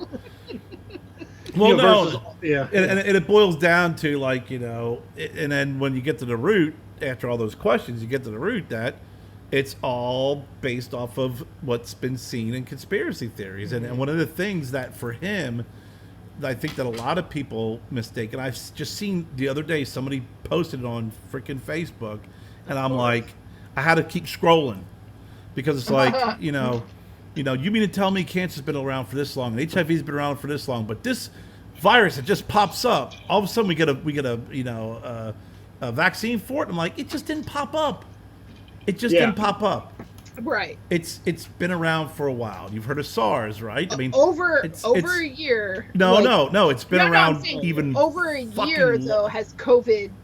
Really, it's longer now. So like, if you even go further back to what. But if you go COVID back really to what is. that virus strain is and what its Right. origins are and We're where it talking comes years. from, Right. it's a long. I mean, even when Joe had was it the rotavirus? Yeah. It was part of the Flu. the avian. It had positive avian flu, and I was like, avian flu. Like, well, the rotavirus is kind of like a subgroup of that virus. Like the Right. COVID is like a subgroup of SARS, basically. Right. So you had people who've been working on different types of medications, different types of vaccines with similar viruses. So when this pops up, the ability to get this virus and then take what you've already been working on and make some adjustments, it's a lot faster than all of a sudden. It's not outbreak, we're not running around the freaking back country of Indiana looking for a freaking monkey with Dustin Hoffman. I was explaining that to him, like, this has been in the workings and the makings for a long time. It's just when this virus came up or started to spread, that they were able to use the medications and some of the vaccines that they've been developing and make adjustments in order for this particular virus. But I also think with him, though, two things is he has the mentality that if he did get it, the illness part wouldn't be that bad. Because he's young. Because he's young. But also, and his oncologist said this because she sees this with other patients that are his age group, his friends that have been through different cancer treatments. They have been through the worst of the worst. They've been through hell and back. So really, is this going to be as bad as going through 3.5 years of cancer treatment? So they have that mentality of, why should I get a flu shot? It's not going to be that bad. Why should I get this vaccine? It's not going to be that bad. So she says, because I've talked to her about it, it's kind of like they've already been through so much and such horrific things. But the only I had my second shot, and the only side effect I had, the first time ever, I bled like a stuck pig when she put that needle in me, it was like Did you take aspirin that day? No, Is that an actual side effect? And that one, no, That's not if a you want to side call it that. But I mean, out of the hundreds of shots I've had in my life, like she stuck it in and blood was pouring down my arm, and I'm like, what the hell is that all about? She hit an artery? That's how much caffeine had you drank before you went for your shot? I don't think that has anything to do with it. It doesn't caffeine thin your blood or not thin your blood? I don't know. But yeah, it was weird. No, Things I'm like, just wondering, like, could something That's have caused him to bleed more? Only something he aspirin. ate or drank? What time of the month was it, Kev? I was gonna ask Amber. She gets a lot of shots every day. But yeah, That's could they have odd. hit something? But that was a weird. It was Did same you have arm. bruising? No. Actually, the So second then it shot, wasn't no. a blood vessel. No, it wasn't. It was because the first time, like, my arm was like sore for like 3 days. Like if I bumped it, it was almost it didn't bruise, but it was really What did sore. you have? The Pfizer or the Moderna? Pfizer. Pfizer. That's what we got. Jess, did you get yours? No, I have mine scheduled to get it done. So, but yeah, it was. Because I'm going to Colorado. Yeah, and Kerr did great with his. So my friend, Kerr's a big boy. He didn't say, hey, you have to be vaccinated, but, it just makes things easier if I do get vaccinated to be able to go there and actually not wear a mask. And that's like I'm going to Ouchie. Vermont with Joe, so I would prefer him to be vaccinated before we fly up to Vermont, just safety-wise, but that probability is very Gabby low of getting it Gabby done told before me she was afraid of the August. needle, not anything else. Oh, the needle's fine. Wyatt Don't even hates feel Oh, the needle's nothing. Yeah, Wyatt hates needles in general. I mean, he has to give blood like once a month. I thought it was easier than the flu he hates shot. it. Like, it's not that thick feeling like you do with flu shots. The only problem that I encountered, especially with the second shot, was the lady who was giving me a shot was pretty funny. Was after she gave it to me, she pulled out a Band-Aid and looked at my hairy arm. I'm like, don't bother. Yeah. I'm like, it'll be fine. Yeah. The lady scared me a little bit because it was at a CVS pharmacy. I'm like, how many of these do you? I mean, I guess she's been doing a lot of them. That's where you went, CVS. Yeah, Kev. Yeah. They just didn't pull the person from behind the photo booth. Hey, when you're done developing those give me some pictures, shots. we got some guy over here with a beard. We just give him Yeah. a fucking shot and be done with him. Okay, get him out of here. Yeah, that's it. Maybe you didn't even get the vaccine, and that's why you bled so much. You know what it was? It was the microchip. Yeah, and embedded in there. Something, yeah. So so basically Joe starts talking about it, and it's really a lot of his concerns are, I mean, all what Jennifer said is very true, but when you start asking concerns, it boils down to more of this conspiracy theories and stuff that they've heard. And even my sister was the same way. It was like they were giving it away for free at her school. And she's like, nah, I don't, it has that it's not approved. I'm like, sis. Why don't you go? Well, I don't know. I gotta wait. I'm gonna wait. I don't know what they're putting in my body. I don't know what's in there. Is it good? And she said, she's chugging a diet Coke. No, actually, I don't Kevin, put garbage in my body. Kevin. It was better, Kevin. It was even Kevin. better than that. Is when she said, I don't even know like what's in this. I mean, what do they put in my body? I said, sis, you smoke a pack of cigarettes a day. Oh. And she goes, I go, and you know exactly what crap's going on in your body. I said, so you're really concerned? And then she got COVID. She's coming up on 2 weeks. She's coming up 2 weeks. She was fine. I mean, realistically, it did not hit her. Like, I had a coworker that got it, and she said that it was like Thursday. You know, she was feeling kind of like crap leading up to it, and on Thursday, sense of smell and taste went away. Friday, she's like, I feel fine, but I'm gonna get tested. I got tested. I'm positive. Okay, fine. Saturday, she said she was fine, and then it was just like a truck hit her, and then she was out. She said it was the worst feeling for a whole week. Out of work, like couldn't move, just laid down. Got up to go to the bathroom and get and drink. My sister wasn't in that bad a shape. I mean, she said it felt like a really bad sinus infection and head cold, Right. But. You know what? Hold on, I want to say one thing. I do feel like those are valid concerns, though. I mean, I still feel a little concerned. Like, I have no concerns whatsoever. I got one of the first ones in December. Only because I do care about what goes in my body. Like I do. Like I barely take aspirin. I barely put anything really like in my body. Yeah, I smoke cigars and drink a little bit, but I don't really ever. Look at his Kevin's face. just. I'm waiting for him to say something. But Kevin knows. But Kevin knows. How many wine bottles does she recycle, Kev? No, but I'm serious though. Like, I don't really do medications. I'd rather do holistic stuff, which I know is crazy to some people, but whatever. I don't judge anybody else for doing what they're doing, so don't judge me.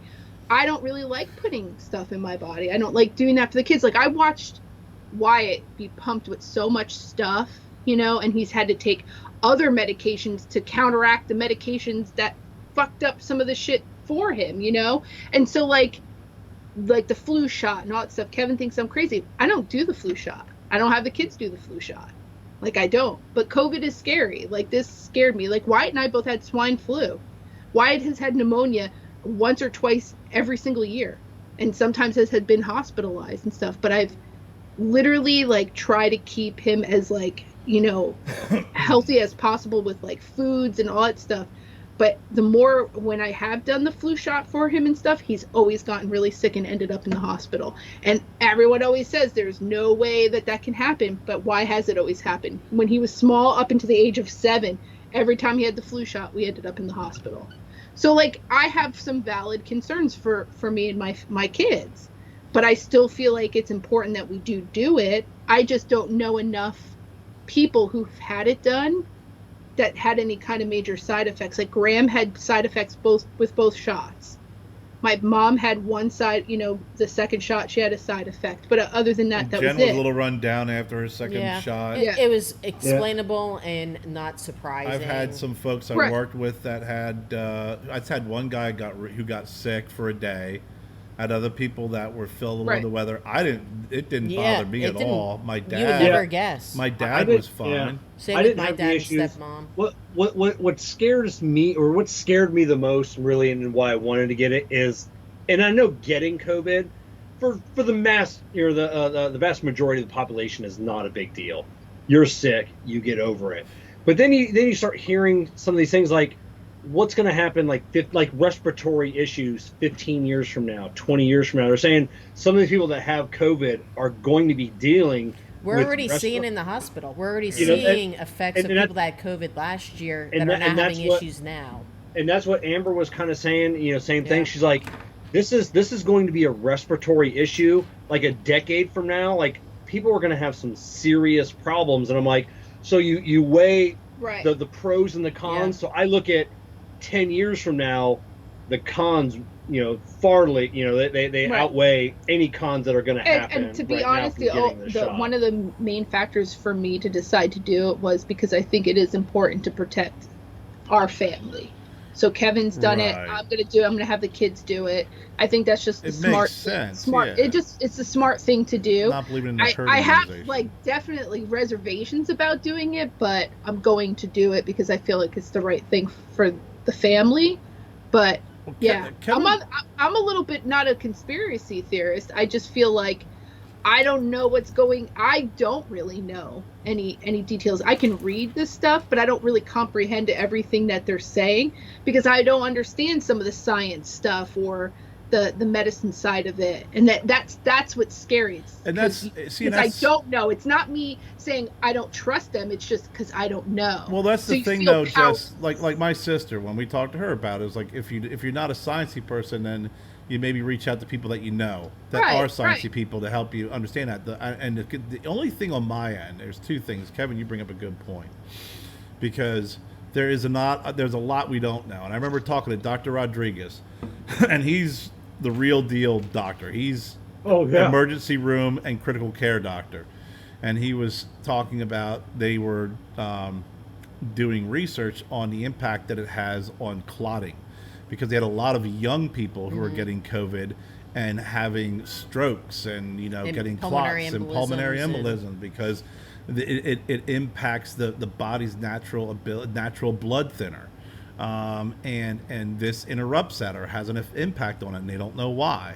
There's some other things about it. My conspiracy theory. So that's one area that to your point, Kevin, it's like freaking the byproduct of having this disease state.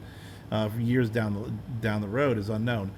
The other part, which is more conspiracy theory, if you will, in my opinion, is I think that freaking virus being genetically engineered is more probable than the conspiracy theories about the vaccines. Yeah. Oh, yeah. So absolutely my agree with concern that. is if it was genetically engineered, and if there's any possibility or any probability that that's the case, then it probably does have a lot of those scary freaking secondary and tertiary and after effects, because of it being genetically engineered. So that's for me on that end of the conspiracy side of the wall. I'm 100% kind of convinced of that, more so than with the vaccine end. The vaccine end, I think, is legit. I think that there were people working on different vaccinations and medications, and they just happen to have, something that's going to work for this strain. But I still think something's very fishy on the origins of this. I don't believe this was It didn't come from a quick marketplace. transition from animal to human like that. I don't. Yeah. Yeah, same thing. I believe it was I believe it was in a lab. Were they looking to create something? It's China, so they have a population issue.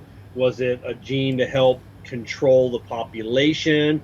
Maybe make men sterile, women sterile. What they don't know. Yeah, I don't know. The Those virus are things. itself. I mean, did you see some of the videos that they had in China of them literally just going in and welding doors shut of buildings of people who were? I mean, if you would have thinned out the herd a little bit in China, you just whip up a quick virus and let it freaking spread out. Yeah, you're right about that. Yeah. Yeah, it's yeah. There's just every day when the kids were still like even up until the last day of school, there was at least 2 or 3 voicemails left from the school district saying there was a COVID case, and like the people have been notified. Like they just had to tell us every single day the whole school year. I had gotten at least 2 or 3 voicemails about how many cases of COVID, and I was just like, holy shit. And these are just young kids. This is from middle school and high school. Obviously, I don't know about elementary school because I don't have any kids in that. But just that right there, like my kids luckily were so good about constantly wearing their masks, constantly using the hand sanitizer. Like Gabby is like a rule follower. Like she's like, don't come near me. This is my space for lunch. Like, I packed the kids' lunch. There was no need for them to go up in line to buy lunches or touch anything.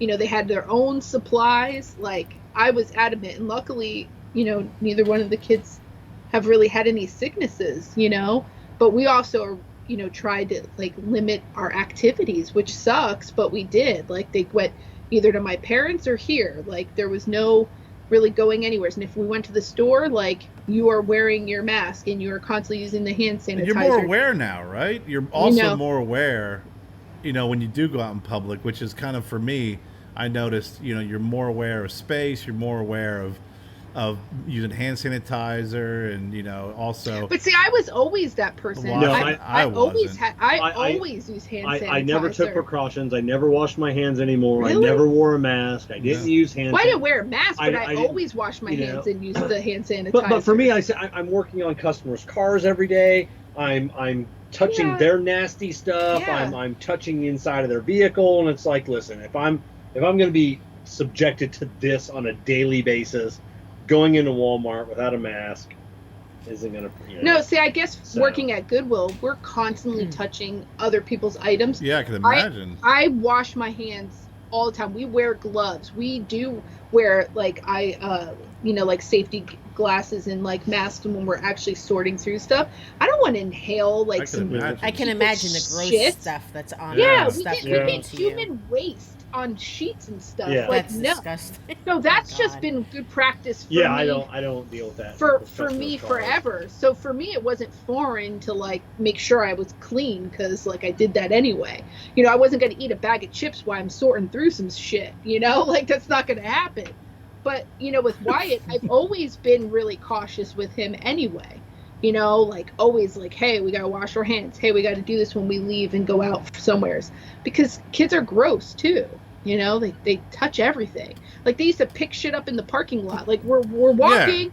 Don't stop to pick that up. Yeah. Like, let's go. know, like, you know. You know, that's one thing, Carrie, you're being more aware of your surroundings. The one thing even I'm aware of now, when I go to Walmart, it's just, and especially why do you keep saying Walmart? During COVID, the one thing that always boggles my mind is why the entire family, and we've talked about this before. This drives even the other day, I had to run in there for a couple of items and saw a husband and wife and 6 kids. I'm like, is it because you had a coupon? Is that why you went there instead of Target?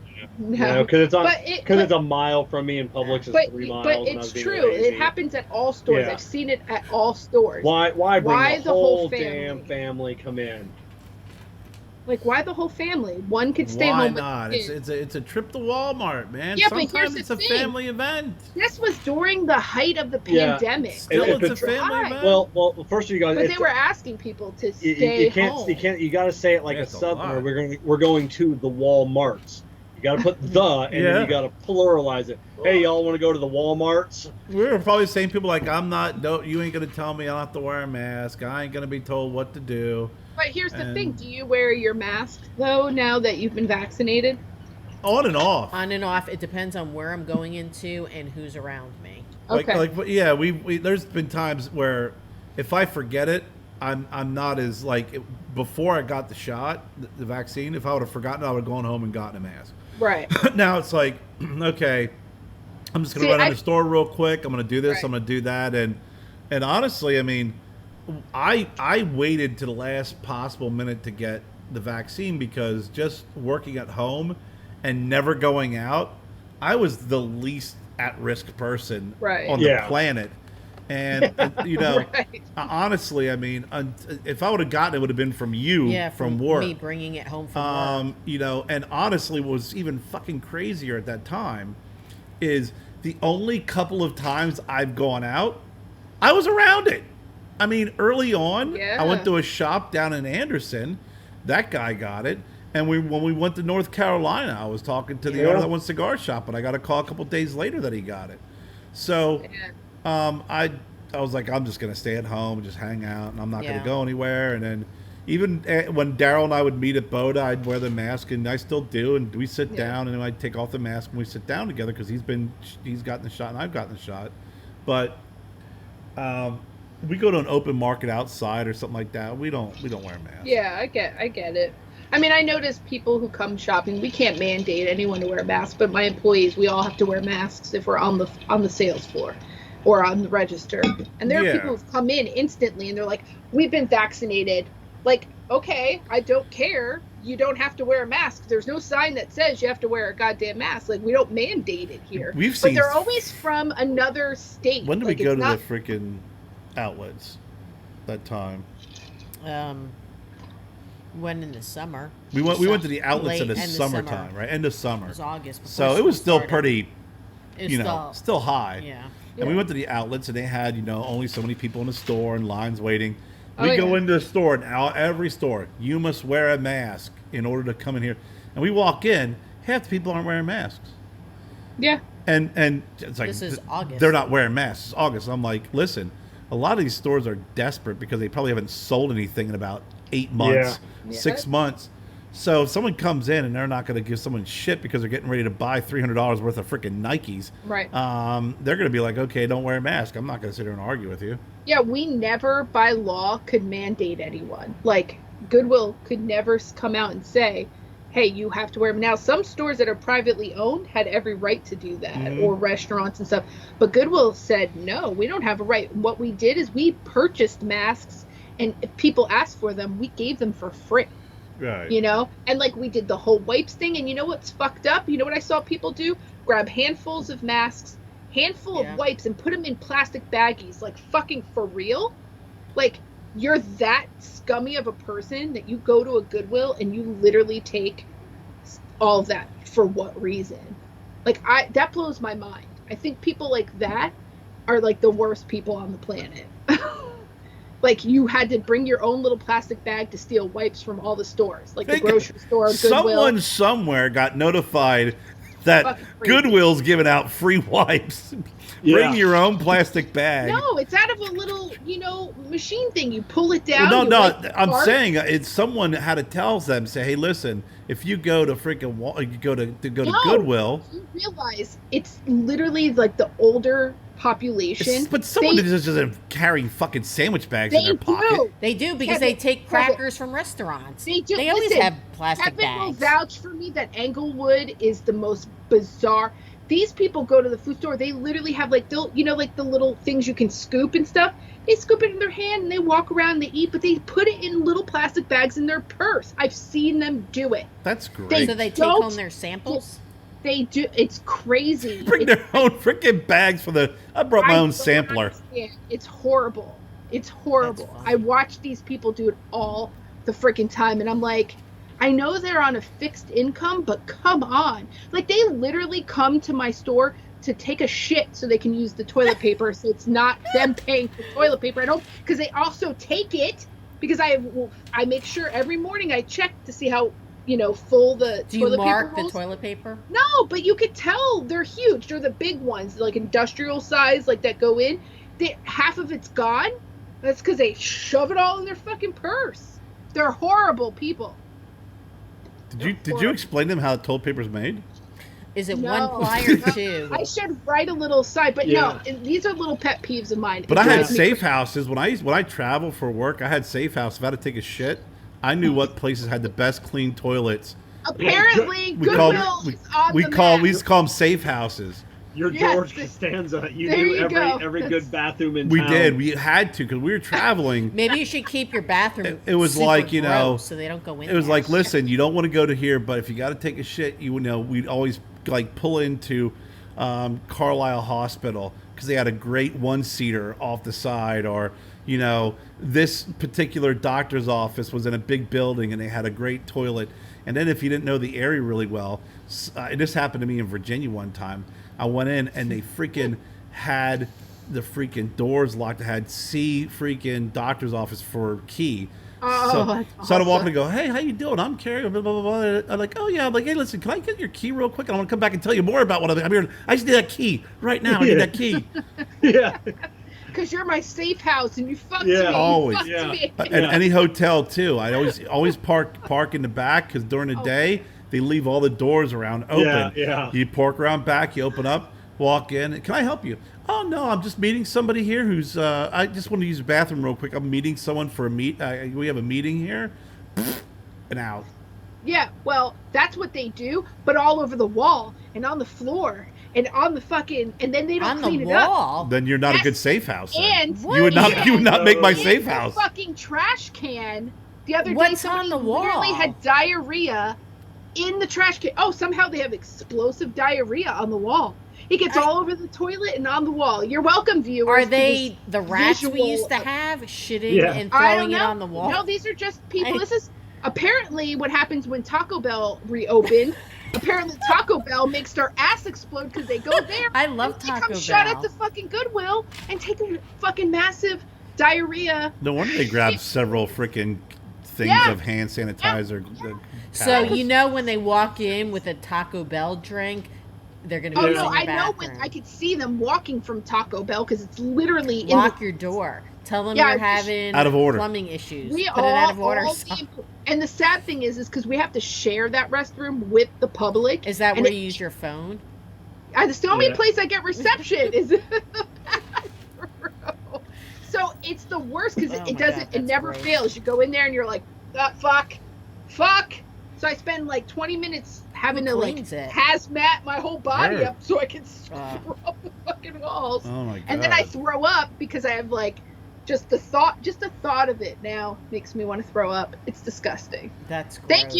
Thank you people of the world that just decide to go out in public when you know you have bathroom problems.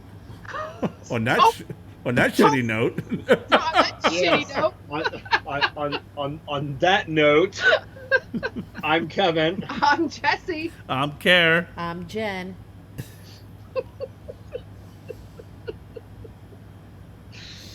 Oh, good times. Oh my god. I'm sorry. I'm just. The whole scene just really grosses me I'm out. sorry. I'm laughing at the fact of the whole description of the toilet, and then it was like, and Taco Bell just opened up, and you're blaming Taco Bell. Reopened. It used to happen when Taco Bell was open, and then it burned down, and they rebuilt it, and now it's happening again. Tommy so Thompson. And now the freaking toilets need to be burned Tommy down. Thompson. All right, Kev, go ahead. I'm Taco sorry. Bell. All right, I'm Kevin. I'm Jesse. I'm Kerr. I'm Jen. And remember, bullies make good friends. From Kev, Jess, Kerr, and Jen, we are the Broadleaf Bullies. Thank you for joining us, and remember, bullies make good friends.